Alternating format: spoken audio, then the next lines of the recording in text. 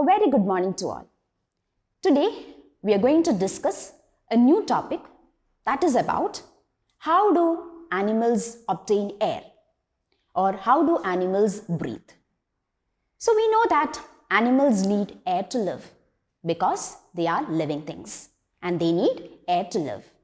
And different animals breathe in different ways. So let's see how animals obtain air.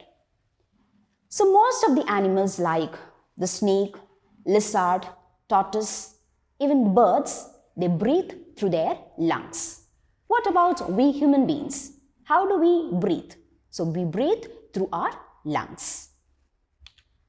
Then what about insects? So how do insects obtain air? Or how do insects breathe?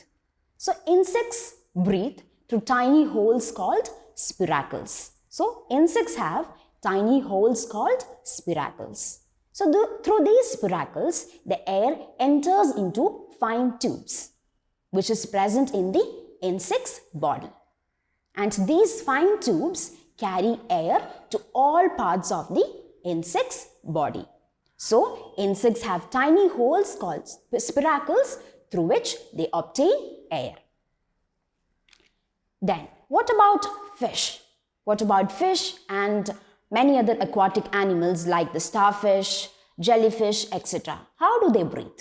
Even they breathe through their gills. They breathe through their gills.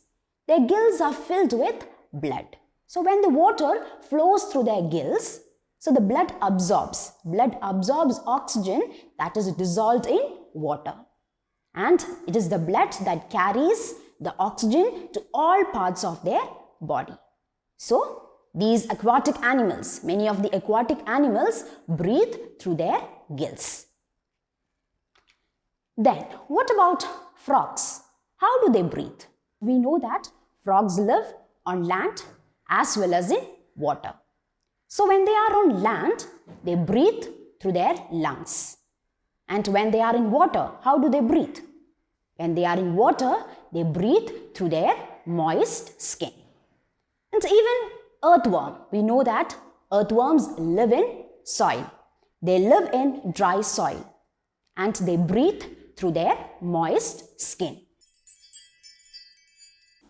Animal migration. So what is animal migration? Have you heard about animal migration? Animal migration means the long distance movement.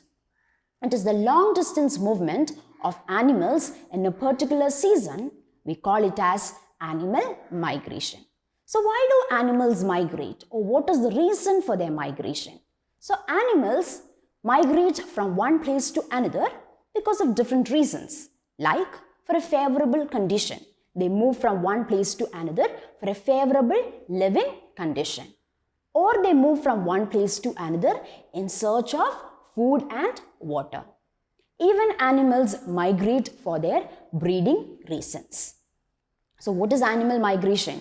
Animal migration means the long distance movement of animals during a particular season. And they migrate for different reasons like search for food and water, or for breeding reasons, or for a good living condition. Have you heard about the bird Arctic tern? So this Arctic tern made the longest migration. So it flies from North Pole to South Pole during winter. And when the summer approaches, it again flies back to North Pole. Then the bar-headed geese. So the bar-headed geese that nest in Tibet, that fly over Himalayan mountains and reach several parts of our country during winter. Why do they come here? They come here in order to feed, for search of food. And when the summer approaches, they again fly back to Tibet. Even there are large mammals like elephant that lives in African grassland. They also move long distance in search of water during summer. So animals migration means it is the long distance movement of animals. And they migrate from one place to another, maybe for good living condition, or in search of food and water, or for breeding purpose. In page number 81, there are some questions given. Let's discuss the answers. Insects breathe through. So two options are given. Spiracles, lungs. So how do insects breathe? They breathe through spiracles. Second one. Fish breathe with the help of lungs, gills. How do they breathe? They breathe with the help of gills. The third one. Snakes breathe with the help of lungs, moist skin. How do they breathe? They breathe with the help of lungs. Fourth one. When on land, frogs breathe with the help of gills, lungs. So when they are on land, they breathe with the help of lungs. Fifth one.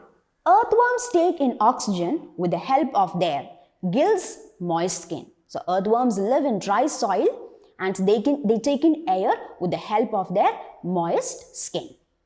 So that is all about this chapter. So in the next class, we'll discuss the exercise. So till then, thank you.